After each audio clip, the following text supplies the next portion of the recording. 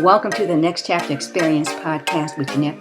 Thought leaders explore the mindset, wellness, and wealth needed to realize next level transformation. Let's get started. The Next Chapter Experience. I'm your host, Janette, and today's guest is Jodi Wellman. Jodi is a leading authority on living lives worth living. As a speaker and facilitator, she helps her clients live squander-free lives while they're lucky enough to be above ground, while cleverly beginning with the end in mind. She named her company 4,000 Mondays because it shines the light on the finite number of weeks we have to live. Jodi holds a master's degree in applied positive psychology from the University of Pennsylvania, where she also is an assistant instructor. As a certified coach with 25 years of corporate leadership, Jodi helps executives, teams, and high performers work well and live life even better. Jodi, welcome to the Next Chapter Experience.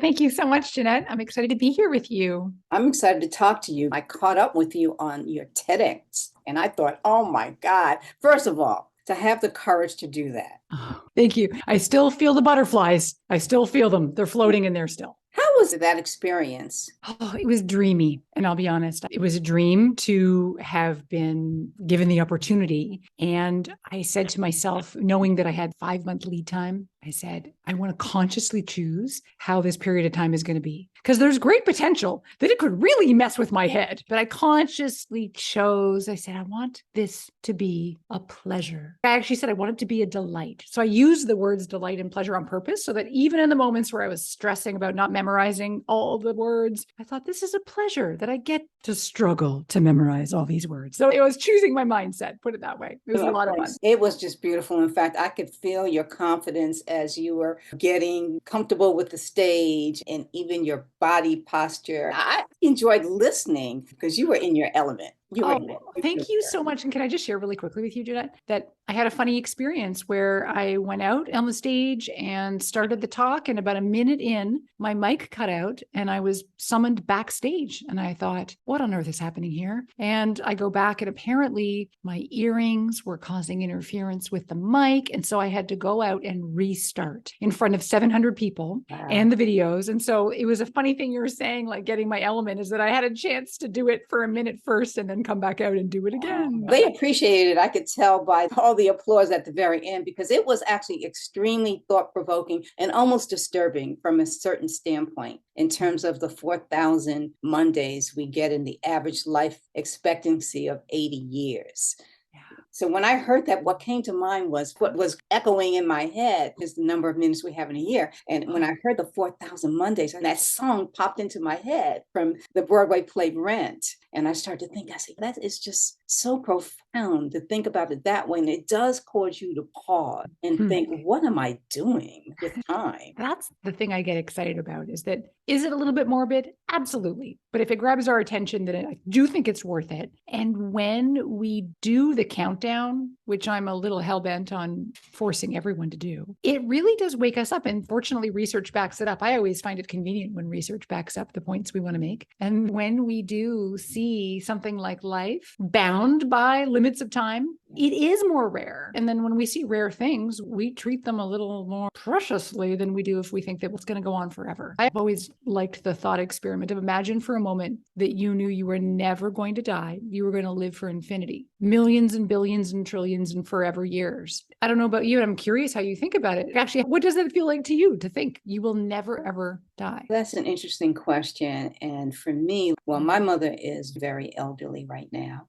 Okay. And I have a girlfriend whose father is very elderly. We've had conversations about the reality that they both know that the end is near. And sometimes it seems like they make a decision when they want to go, when they reach a certain age.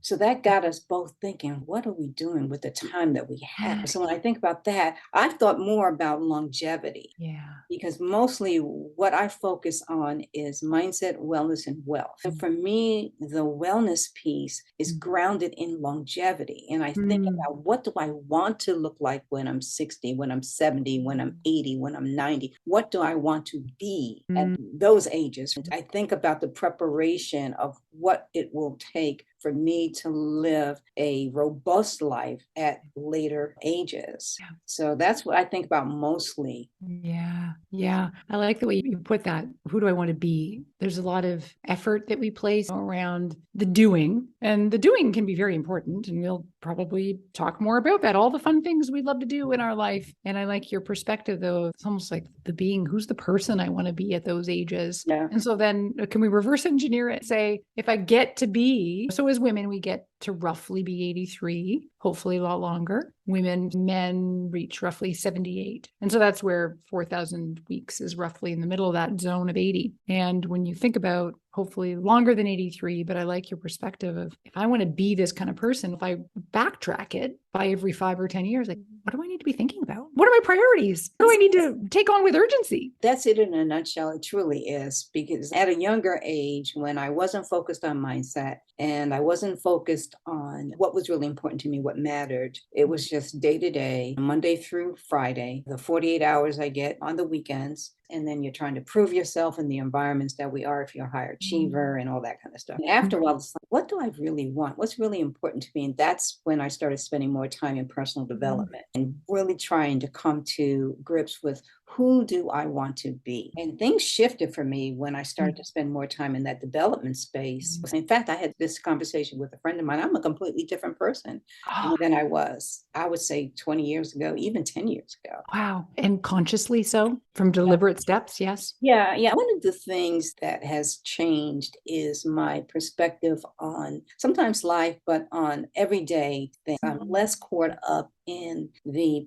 problem things and more focused on the solution. I find that a lot of people are caught up on the problem. This is what's wrong, that's what's wrong, that's what's wrong, that type of thing. And I'm just not. I'm thinking, and I do say, now that you have that down packed in terms of the problem, let's talk about solutions. I'm just not stuck there. I'm just not. Oh, stuck is the key word, because that is such a mired place for a lot of people. Is they admire the problem and they want to stop and obsess over why they're a victim or whatnot. And I agree. I share the same kind of way of living as you, as part of it is that like life's too short to just get caught up in why it's not great. Let's just try and find a way to make it. Maybe it's not going to be great. Maybe there's a situation that is never going to be great, but we could at least make it not terrible. And when you were just describing that, Janette, it reminded me of all the research, and many of us probably know people personally, I know I do, who have had some kind of exposure to death. It could be because they had a really rough medical diagnosis, for example. And the studies are so fascinating to me that these people have a renewed sense of life and kind of vim and vigor for life. And it's more than just that they want to say, I want to go out and have fun. It's that they recalibrate their priorities. So you just started to say, I got less interested in the problems. And it reminded me of these people who I believe have been given a precious gift of a wake-up call. They reportedly say, you know what, all the trivial stuff just doesn't matter to me anymore. Or the one that's my favorite is that I just care less about what people think of me. What you just said. And I think, can I get more of a dose of that, please? In the face of death, and Steve Jobs has a way better quote that I'll ever remember eloquently to say and quote him on, that in the face of death, all of that silly little stuff just falls away because we get so caught up in the minutia and about little things that don't matter. And so that's what I want us to do, is to stop and say, how many Mondays do you have left? And does that not give you the perspective of, oh, that silly nagging email in my inbox is really getting to me? You know what? Does it really matter? My thoughts went there. But even now, as I talk with people and they are caught up in the news and commentary and all these things that they cannot control, I just have a hard time absorbing all of that energy and then letting that bring me down. So I've developed a way of staying informed, just understanding what it is, what the issues are, but not getting too caught up in what I can't control. In fact, it was Darren Hardy. I was listening to one of his talks, and he was talking about, as entrepreneurs, we can spend our time in the news and getting caught up in things that we cannot control, but we would be better off shifting a little bit and looking at what we can control to make our lives better. Oh, beautifully said, beautifully repeated. That's exactly what you're describing, right? That some people will be more fixated on what isn't working. And whereas you naturally gravitate to, yeah, but what is, or what could we do to fix that thing rather than getting stuck? I get really frustrated with people around me that do that too. And I do need to remind myself about our natural tendency as human beings to have this negativity bias, because the negative stuff is just naturally so much stickier. And it's rooted, of course, back in the cave days where we needed to pay attention to danger. But I do think we need to consciously override that system, because some people have a way more nagging default that they will go there and some of us don't. But we all have to stop and say, where am I spending my time thinking right now? And is this really the way I want to spend? Because again, back to the way I look at life, if I was to croak tonight, would I really want to look back on today and think that I gave 15 full minutes to bitching and moaning about some kind of a pesky situation with technology? No, in a nutshell. Now, I had a podcast guest recently, and one of the topics she brought up was what she coined as toxic positivity. So I wanted to talk to you about what that is. Yeah, I love talking about it, and I love debunking toxic positivity. I love the definition of positive psychology as the scientific study of what makes life worth living. There are different ways to put that. It's really the scientific study of well-being and how individuals and organizations and systems can thrive. All that sounds great, and it is great. And I think a lot of people do get caught up in the idea that it is about slapping on a happy face or looking for the sunshine and rainbows on dark days. And I think it's a myth. I think that people like to be reductive. And unfortunately, that's not what it's about. And there's some misunderstanding. The real point of it is positive psychology is about leveraging what is good in the world and the dark sides of reality in order to try and find our best way forward using our strengths and what's good around us in order to live lives that will help us flourish. And my choice, for example, in researching and making this topic of mortality as a motivator, my thesis is a full-on example of how that's the dark side, right? Death. Who wants to talk about the fact that we're temporary other than me? But wait a sec, there's an upside to it. Just like how I will say that by tuning into and confronting death, hopefully not imminent sense of mortality, that can be this animating condition for life. Similarly, meaning is a huge study of well-being, finding meaning and purpose. It's a huge aspect of what makes us feel like we are living lives that matter. And one of the best ways, even though we wouldn't really ask for it, but to make meaning is through hardship and struggle. Because it's through the dark days and the tough times that we start to realize what matters or what we're made of or whom we can connect with and maybe who we can't. And you need the cloudy and the stormy and the hurricaney days in order to live life well. And so there's actually a full embrace of bring it all on and trust that we can handle it, because resilience, which is a huge chunk and topic and part of the curriculum of positive psychology, resilience is about facing the unfortunate crap that life throws at us. And so it's all part of it. It's all part of the cacophony and the stew of life. I love that it's not all sunshine. I can appreciate that. And I smile when I'm thinking about what you just said, because it reminded me of some of the valleys I've had in my life. I was expecting to have a certain outcome, just simply did not go according to what I thought was the plan. And I would have to only learn a lesson in those opportunities. And I learned not to be too hard on myself when the outcome wasn't what I expected. Simply, what is the lesson in this? It's got to be something I'm supposed to learn from this situation. But again, it was just being conscious in that moment and thinking in that moment, okay, this is happening for a reason. How you respond today is different from how you would have 10 years ago, or possibly even 10 days ago. And we are able to consciously stop and say, like you said, I can't stop thinking of your words earlier. Like, how do I want to be in my 70s, in my 60s, and so on? And you get to shape more of it than I think we think. And I think that's one of the components of positive psychology, is that some of us think that, well, this is our lot in life. And they say that 50% of our sense of happiness or a subjective life satisfaction, 50% of it is genetic. And we can curse our parents or be happy that they were cheerful people, but our lot in life is generally 50% because of them. But what that leaves then is another 50%. And they say that it's really roughly only 10% of our circumstances that dictate whether or not we're going to be happy people. And a lot of us will argue with that. We'll say, oh, I grew up in the projects, or I had these abusive relationships, or I suffered from addiction, or fill in the blanks. But it is only 10% that's going to dictate our experience. That is the circumstance. And what that leaves us is with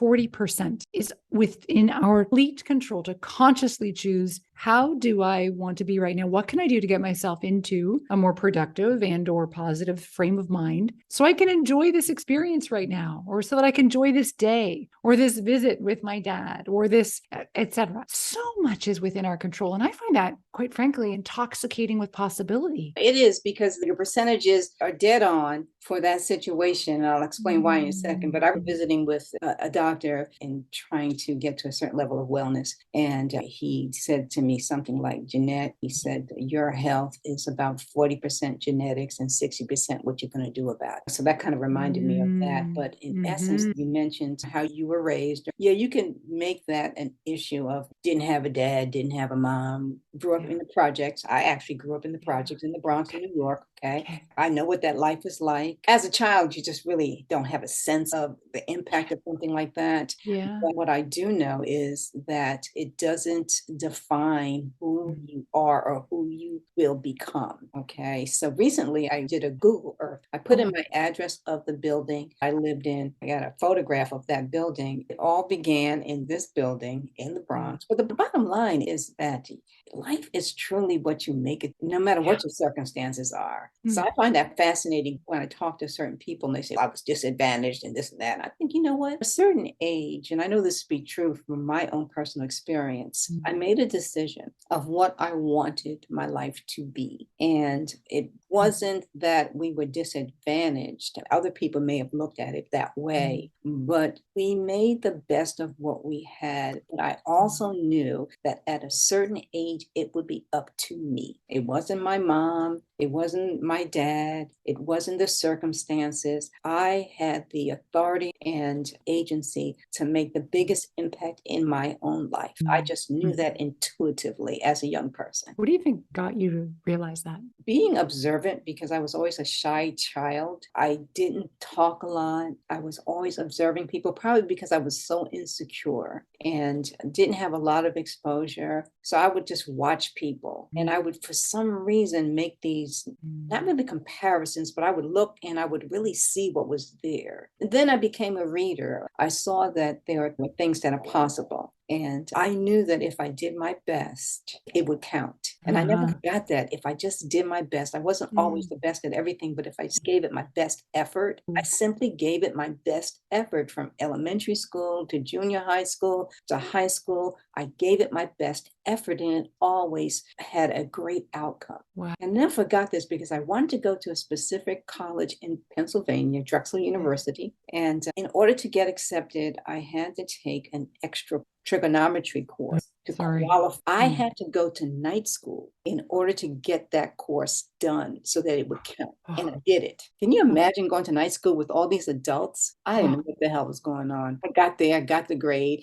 turned it in, and got a damn scholarship. Okay. But the thing is that I did what I had to do. Yeah. Yeah. You used the word agency earlier that you became acutely aware of as a youngster. That is rare because most adults don't necessarily stop and to consider, I have a tremendous sense of agency. And this is back to some of your words earlier. I just love our conversation because I love the points that you bring up that about what's within control and not in our control. And because so much is, why not consciously stop and design it? And I think we let life pass us by because we're busy and because we adapt fast and furiously, and we get swept up by other distractions. And we don't necessarily take responsibility for this precious gift, which is I could make the rest of this year pretty epic if I wanted. And I should qualify because I think epic is obviously a very big feeling word. It doesn't have to be epic. I don't have judgment if it's not epic. I love a quiet night in. I'm not saying things have to be crazy, but epic for you, right? Whatever that means. It could mean I want to read a book every 5 days. And that might be a really cool thing for you in your life. And you can do that. Or you can enroll online for one of those massive open online courses for free and learn about really cool things that mystify you. Or the list can go on, and just don't even get me started because like my heart rate is just out of this world here. I love this stuff. But we do have the ability to shape it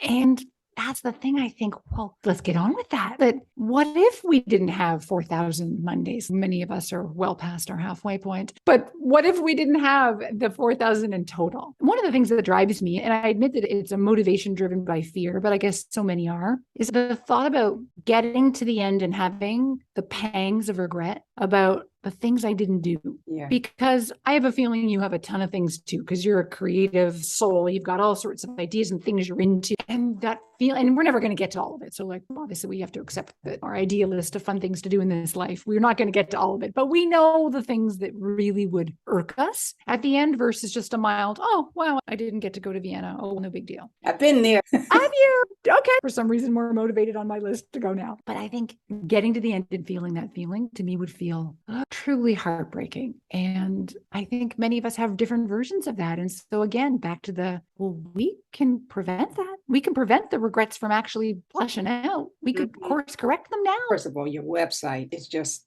beautiful. Thank you. But you had me at figure out your number. And I'm like, I am not putting my number in there. I took the quiz. Okay, got that. Because I kept on scrolling down. And then you had the countdown. And I thought, do I really want to know how many Mondays I have? I thought to myself, first of all, I'm going to live beyond 80, so I can tack on a couple more Mondays. Yes, I figured that out. Exactly. You get bonuses. That's allowed. Yep. I figured that out. But I thought to myself, I said, gosh, this is daunting to think about it that way, because it's just like Steve Jobs said, death is life's change agent, knowing that we all, like you said in your TED Talk, we all are going to die. That's the reality. I love that. Can I be nosy? What's an example of something that would make you feel like life was getting lived? When I think about the future, I think about being well, about being not only health-wise, but in my mind and in heart. I love your point, because what I hear from a lot of clients or when I do workshops, there's a pervasive feeling of I'm busy now, but I have these ideas of ways I want to live, whether they sound grandiose or not, doesn't matter. But the idea is that they're going to wait to do it, for example, until they retire. That's super common, right? When I retire, that's when I'm going to travel, or that's when I'm going to take that class, or that's when I'm going to go and visit my daughter on the East Coast, or all the things we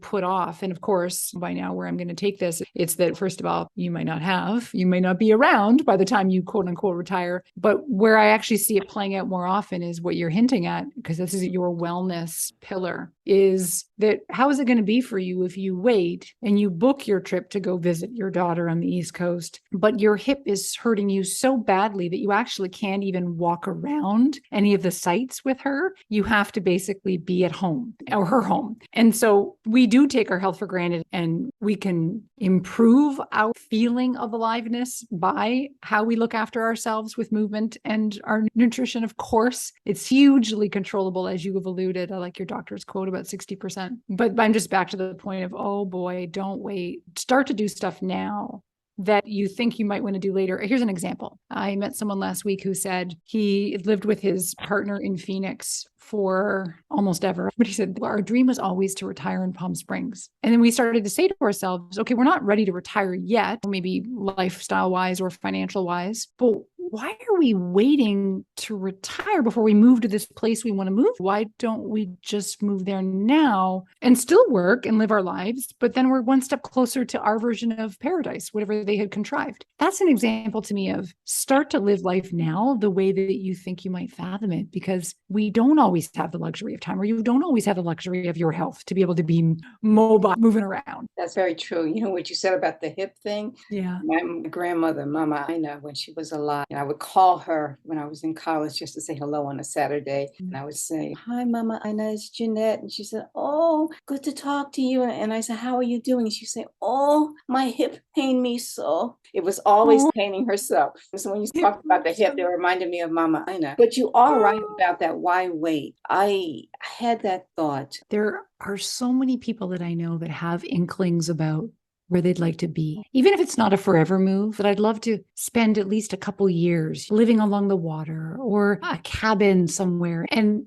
we have notions. Space and place is really important to our well-being. So some people really do know that the mountains do it for them, or it's the beach, or it's somewhere foresty, whatever it is. Most people have an inkling about where they might come alive, but then we tell ourselves stories about why we can't move there or why it can't happen. And I really respect that, financially speaking, not everybody is going to get a second or third home. That's very fine and fair. But we can transplant ourselves. We can make these things happen that we get caught up in, all the reasons why it's going to be hard or why it maybe won't work. And yet the people that I work with who are the most fulfilled, next to people who've had those near-death experiences, but that's unrealistic for most of us. And I wouldn't wish that on anybody to come close to death in order to really save her life. But it's the people who have initiated change in their life that wasn't easy. And this goes back to that idea about we're going to debunk toxic positivity, because this isn't about always looking for the easy way out and things to be fantastic. It's about saying, I really want to find a way to live in London, England. And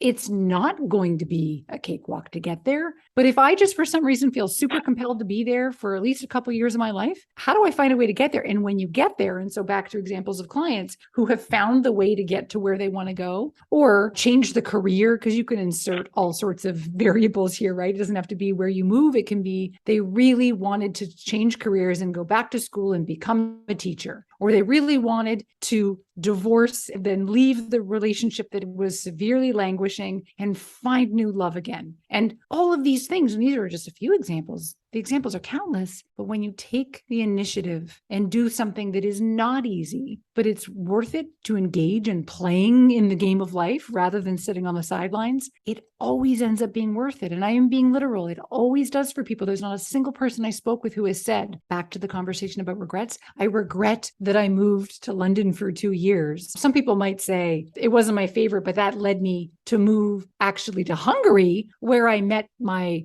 love of my life. And then that led me to XYZ. And so we regret the things we didn't do, not the things that we did that we wish we just did better. And back to the idea of maybe we do need to shake some things up and give ourselves permission to do it, even if not, despite the fact that it's going to be hard. I'm actually saying because it's a little bit hard, because that makes it that much more pleasurable when you get there and you say, man, I figured out all that immigration stuff, or I managed to somehow transfer my driver's license to this state, even though it wasn't easy, right? But now I'm here, I'm living the dream. Some of us write out a bucket list, and that can be helpful. Whereas I think taking it up several notches is be with somebody who is really encouraging and invigorating and share with them, these are the things I would love to do in my life with my remaining Mondays. And then you get to cherry pick. I wanted to ask you, you talked about ways to snap out of autopilot, 3 questions to wake you up so that you can start paying attention. Can we talk a little bit about that? Oh, sure. Yeah, because autopilot, it's a real syndrome. We really fall into it because we do engage in routines. So the way I think of this, the first thing, if you find yourself in any kind of a zombie zone, first thing is to diagnose the dead zones, which is all the domains and facets of your life. Some are pretty darn okay, right? You may be like, my social life is hopping. That's great. But you may know that your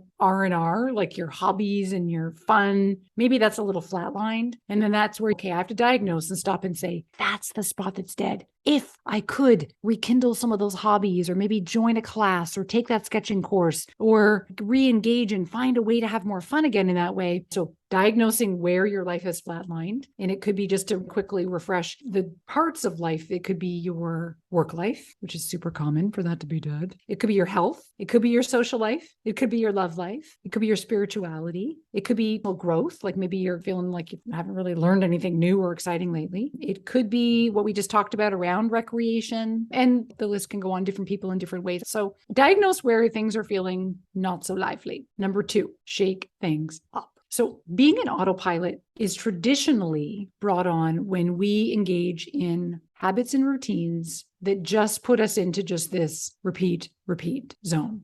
There can be benefits, of course, to being in a habit. It can really help us, especially if you're establishing a habit, for example, of I want to go to Zumba class every Thursday night and I need to get into this habit. Then you make a routine and you do it. And then once you have the routine down, though, then we need to shake things up because human beings thrive off of novelty. And when we don't have novelty, we do tend to get into this sort of ho-hum existence. And we need to take any kind of routine you have, whether it's your morning routine of getting ready, shake it up. right? What if you woke up 2 hours early and you got up and you meditated for 20 minutes, try not falling asleep, and you read, or you went out for a walk, or you called a friend in a time zone that was conducive? You don't have to shake it up all the time. Guys, we have to have some level of, you talked about peace and a sense of calm in our lives. We need homeostasis, but we need to sprinkle in a little bit of spice every now and then. And so let's do that. And then my last recommendation for autopilot is to count your Mondays left. And I know we're not going to force you to do it. I will not be that person. But for most of us, even if we have an inkling, we let things ride when we have a little bit of a false sense of security that there's runway to ride on. Oh, runway. See, I just talked about runway with my girlfriend, Jackie, because we have parents who are of a certain age. And we acknowledge that, my words exactly, that there is not as much of a runway ahead of them. But then we also reflect on where we are. Yeah. And that might be the reason why we actually have a different perspective, because we know that the runway isn't as long as it used to be. Well, you're hitting on part of theories they've come up with in the psychology science, which is that our priorities, of course, they change as we age. So when we're younger, we really are interested in novelty more so than what I'm recommending. But as we age, we naturally start to want to get a little more of a connection, like meaningful social time, like what you're describing, wanting to spend time with those friends that live far and wide, and finding that sense of meaning out of what we're doing, because there's just a different kind of poignancy as we age. And we start to see that the runway, the horizon on the runway is all of a sudden it's within sight. Now we know we need to put on the right glasses to see it, but we can see it. Whereas obviously when we're younger, it's like, I'm going to live forever. So back to the autopilot zone. If we continue to regularly contemplate the inevitable and talk about it with people, be aware of it, do the countdown, get clear on, hey, I said that these 7 things would be really neat in my life if I did get to do before I did move on, then I may not have the luxury of time. And so I might as well get on with the luxury of experience. Yeah, that's interesting. Even the question that you pose about what would be in your book of have, should have, would have, caused me to pause. We've talked a little bit about what are some of the things that you really want to do, but you haven't done, that type of thing, or what would be in that book. Yeah. Really have to give that some thought. Yeah. I find research studies fascinating because I often wonder, like, how does it feel to be one of those guinea pigs? And so one of the ones, they looked at a whole host of people who were very senior, and it was called the Life Revision Index. And they said, these are people that we think are near the end. So reflect back, please, and tell me, what would you revise in your life if you could? If you had the beauty and benefit of being able to do a replay, what would you do? And most people inevitably had the comment, I wouldn't work so much. Yeah. Easier said than done when you're caught up in the whirlwind of it. But that's why we do need to pause and stop and go, what really is important again? There's a gentleman, former client, now friend, ran a successful business and had prostate cancer and beat it. But then it came back and he had his prostate removed. And that for him was his wake up call to say, well, I think I'm going to sell my part of the business. And I think I'm going to depart that part of my life. And he actually still is consulting with them, which is the perfect blend of feeling productive, but also I get to do what I want when I want. And what he wants when he wants is visiting with his friends and his family and getting involved in the arts community where he lives. And that for him is a life well lived. And he wouldn't have initiated that, to be honest, unless he'd had the health scare. And again, back to us, let's not let a health scare be the thing that wakes us up to life. Yeah, that's the thing I have been thinking about ever since I read about some of the work you do and the clients you work with and your testimonials. My God, I read through your testimonials as well, and you've changed a lot of lives and impacted and influenced a lot of the outlooks of your clients. Some of them are working, some are executives, some are entrepreneurs, some are trying to make the decision if they move on to the next chapter and what to do with that time. So it was very evident to me that the work that you're doing is very important work. Thank you for saying that. There needs to be a bit of reframing around permission granted to spend some time doing the things that bring you joy. And that takes a little bit of time for some, but once people start to get a little taste of it again and see that, oh, this isn't selfish. This is actually being a great role model for my kids, showing them that mom can go out and go to pottery class, and or mom's happier when she has spent time with her friends again. So there's a little bit of a framing and relearning, and then it's always worth it. I think so. I think so. As we start to wrap things up, what's next for you in terms of your business? Thanks for asking. I am doing the delightful thing right now of writing a book, and it's really exciting. And so that is occupying a lot of my time and energy in a really good way. So the book, and then more speaking in front of audiences and doing workshops, helping groups and teams figure out ways to liven up their lives, liven up their team, if it's more of a corporate thing, but mostly let's get on with the business of living. So more speaking, more writing, and that's a life well lived to me. Amen and amen. We will definitely put all of your contact information in the show notes. Thank you. Like, you're too cool to not be connected to. Here's the thing. You're one of the most self-aware people I've talked to in ages. That's one of the reasons I'm loving our conversation is you get it. And you know what? The truth is, you know the stuff. You have such good access to that knowing. I can't wait to hear how it goes. Thanks again. Me too.